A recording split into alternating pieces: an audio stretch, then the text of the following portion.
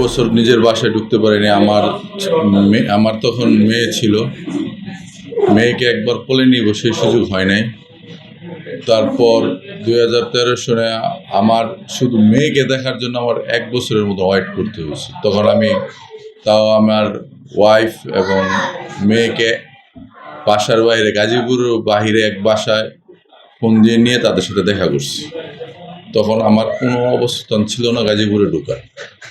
এরপর 2018-তে আমার আরেক মেয়ে জন্মগ্রহণ করে।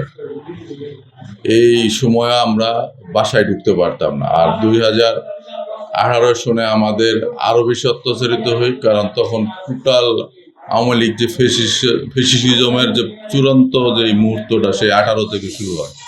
তখন আমরা আমার ওয়াইফ কিংবা মেয়ে ওদের সাথে দেখা করতে হলে হয়তো আমাকে দীর্ঘ সময় ওয়েট করতে হইতো, গাজীপুরের বাইরে যেয়ে দেখা করতে হইতো। আমরা গাজীপুরে প্রোগ্রাম করে চলে যেতাম, গাজীপুরে কখনো নিজের বাসায় ঢুকতে পারতাম। আর এইখানে আওয়ামী লীগ এবং পুলিশ এই দুই সমন্বয়ে তারা আমাদের এমনভাবে র্যাগিং করতো কিংবা আমাদের এমনভাবে ফলো করতো যে আমরা আমার নিজের মহল্লায় কিংবা নিজের অফিসে নিজের বাসায় যাব এই সুযোগ ছিল না। কারণ আমরা সবসময় একটা আতঙ্ক থাকতাম।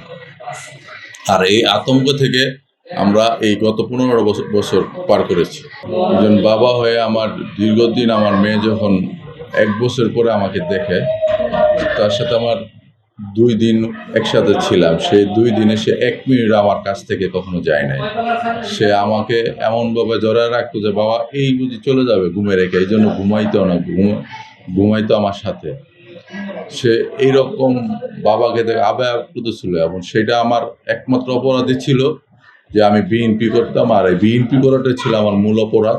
এই কারণে আমি আমার মেয়েকে, আমার সন্তান স্ত্রীকে কখনো কাছে আনতে পারিনি। আর এই কাছে না পাওয়া, সন্তানদের কাছে না পাওয়া, এর চেয়ে দুর্দশা কিংবা এর চেয়ে কষ্ট আগে আমরা দেখিনি কখনো। আমরা ছোটবেলায় শুনছি 71-এর যে বর্বরতা, কিন্তু আমরা নিজ চোখে দেখছি আপনার এই গত 15 বছরের বর্বরতা, যে আমরা নিজের সন্তানকে কোলে নিতে পারে নাই, নিজের সন্তানকে আদর করতে পারিনি।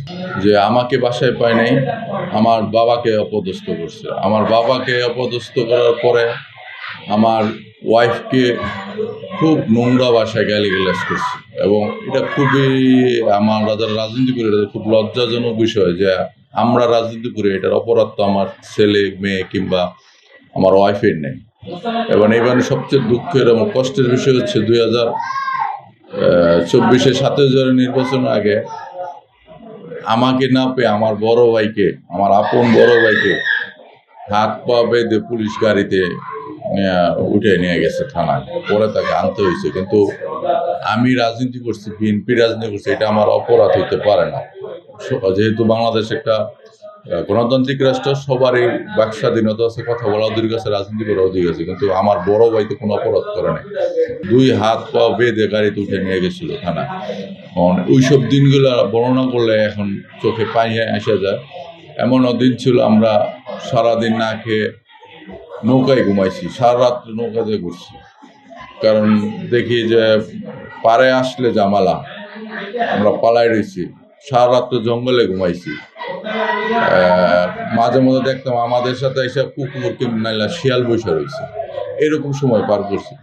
সেক্ষেত্রে আমরা বলবো 2024-এর 5 আগস্টের পরে যে ফ্যাসিজমের পতন হয়েছে, যে আওয়ামী লীগের 15 বছরে যে অত্যাচার নির্যাতন হয়েছে, এই নির্যাতন যদি সাধারণ মানুষ, সাধারণ নাগরিকরা দেখতো স্বচক্ষে কিংবা তারা এই অত্যাচারটা উপলব্ধি করতো, তাহলে এই দেশে আরো 100 বছরে কোনোদিন আওয়ামী লীগ সরকার আসবে না কিংবা আওয়ামী লীগ করবেও না। আর আওয়ামী লীগ বাংলাদেশের জন্য এখন একটা বিভীষিকা এবং একটা দেশের শত্রু।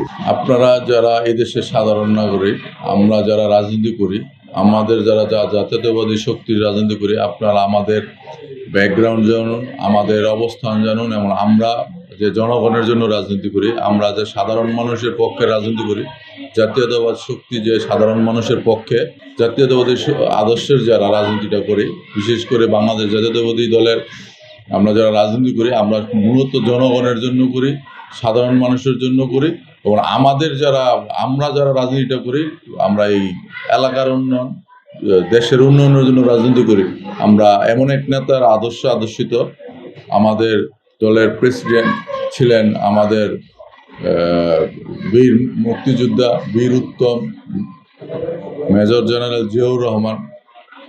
সেই জিয়াউর রহমানের দল, সে সারা বাংলাদেশের একজন আইকন।